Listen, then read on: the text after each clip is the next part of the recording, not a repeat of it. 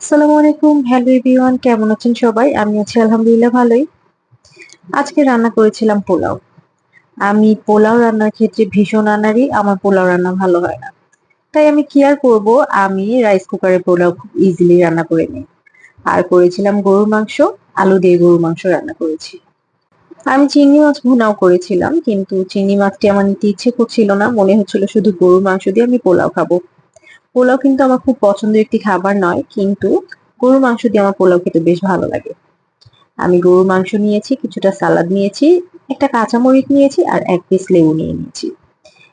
পোলাওর সাথে আপনারা কি কাঁচা পেঁয়াজ খান? আমার বাসায় কিন্তু সবাই পোলাওর সাথে কাঁচা পেঁয়াজ খেতে ভীষণ পছন্দ করে। কিন্তু আমি খেতে পছন্দ করি না। আমার কাছে কাঁচা পেঁয়াজের গন্ধটা ভালো লাগে না। আজকে গরুর মাংস আমি একদম সবকিছু মেখে একসাথে বসিয়ে দিয়েছি। হাতে কম সময় থাকলে আমি আমার আম্মুর মতো এই ওয়েটা ফলো করি। আপনারাও ট্রাই করতে